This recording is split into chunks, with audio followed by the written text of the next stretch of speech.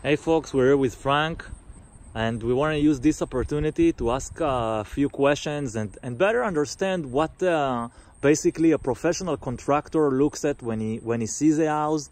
I think it adds a lot of value to understand how professional contractors evaluate houses. So let's start with a few questions to Frank and understand from his vast years of experience. So Frank, maybe just to start off, how many years are you rehabbing houses? Since 1996.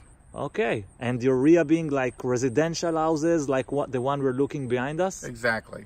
Okay, that's great. So in terms of when you go into a typical bungalow house or a single family house like the one we see below, just can you describe to us your way of thinking? First of all, what are the main items that you look at as sure things that requires rehab, and the main ticket items that you try to really reveal when you see a house? Well, before I even get to what it's going to cost for the house, I'll look at the neighborhood and see what the neighborhood looks like, because you can buy a really bad house in a really bad neighborhood and not get your money back out of it. If you buy an ugly house in a good neighborhood, the odds of getting your investment back are excellent. So once I've determined that the neighborhood's worth investing in, then you look at the house, like this one here. It's got great curb appeal. You look at the curb appeal. Would a potential buyer say, that house is cute, I'd like to see more. So once I go in the house, then I start looking at what does the house really need. This particular house is probably more cosmetic than anything. The bathroom needs to be redone. As soon as we walked in, the first thing I noticed, there was some mold along the ceiling. Mold is an issue. We're going to have to remediate that. There was drywall that wasn't finished. That's an expense. We're going to have to redo the drywall. The vanity in the bathroom was missing, so we'll have to put a vanity in. And if you go to that level, we'll just take the floor up, put a new floor in, so you've got a fresh, completely new bathroom. In this case, the bathtub is only about 5 years old. There's no need to replace the tub, but everything else will get replaced except for the tub. Then when you walk through the rest of the house, then I start looking for electrical problems. Are there live wires hanging out of the wall? Is the wall surfaces damaged? How do the floors look? This is all cosmetics. But when you get down into the basement, that's where you look at the expensive things. How does the HVAC system work? In this house, the HVAC is older. We'll probably end up having to replace it. That's an expense. You have to account for that when you do the reno. The water heater will probably be replaced. That's another expense. But the foundation looks solid as a rock. There's no major cracking in the foundation walls or in the concrete floor. So while the basement is ugly, when you look at the actual basement itself, it's actually solid as a rock.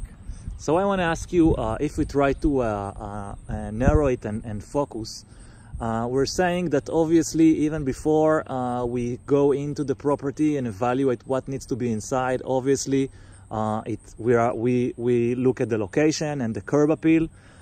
In terms of if we're trying to focus on the actual rehab plan, what are usually the big ticket items or the main things that you would look at? For example, roofs, concrete work, mechanicals. Can you walk out through the main things that you would look in the house, its bones, in terms of what would consist of the main, might consist of the main rehab costs in a rehab? It's interesting you asked me that, Nir. The biggest thing that I look at is the roof. Because if the roof needs to be replaced, you're looking at a significant investment, probably $10,000 to $15,000. On a rehab, that almost makes the house not worth doing because of the expense.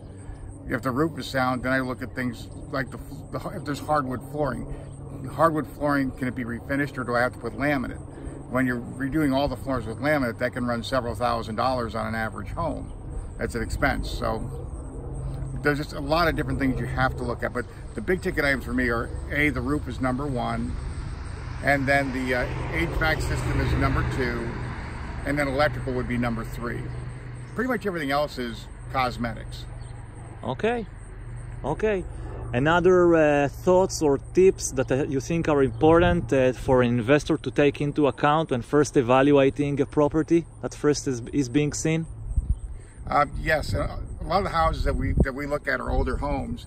You have to look out for asbestos, because there are homes that still have asbestos insulation. They may have asbestos base floor tiles, especially can cost $10,000 to $15,000 to get rid of. It's something that as you're looking, you have to look beyond the basic structure and look at, things that are environmental hazards, such as the mold that's in the bathroom here. Those are things you have to be cognizant of while you're looking at the home. Okay, sounds good. In terms of how you decide what to do, I mean, what is a must and what is the, let's say, nice to haves. So regarding the nice to haves, how do you think about whether it's worthwhile to do it or not? Kitchens. If the woman is not happy with the kitchen, they're probably not going to buy the home. So I think in a kitchen you have to balance that high-end look versus the practicalities of how much do you have in the budget to spend. We're doing another house in a neighboring town that right now we're torn between whether to use laminate for the countertops or to use a solid surface, because a solid surface is $51 a square foot. I could do laminate for $25 a square foot, but I think the solid surface will give a higher end look that'll appeal to more buyers. So it's a consideration. Great. So maybe to summarize here, you're saying we're doing some kind of a cost-effective analysis, trying to understand the impact of such items on the value and also on the marketability. Sorry about that, folks. And sometimes you fall in a hole while you're walking out along a driveway. So you need to know how to manage risks and mitigate them as you go along. Absolutely. The interesting thing is when you're working for investors, as a contractor, I have to balance the investor's reward along with what their investment is in the home. Because as an investor, I don't think anybody wants to spend, say, $25,000 on a rehab to lose money. The whole purpose of doing these rehabs is that the investor makes a good return on their money. Not 5%, not 10%, but a good return on their investment. This is a business. As long as everybody is making money, myself and the investors, then life is good. Great. So thank you, Frank, for these tips. It's really appreciated. And we're looking forward to share more stuff from our next projects. Thanks for that. You're welcome, Nir. It's been a pleasure.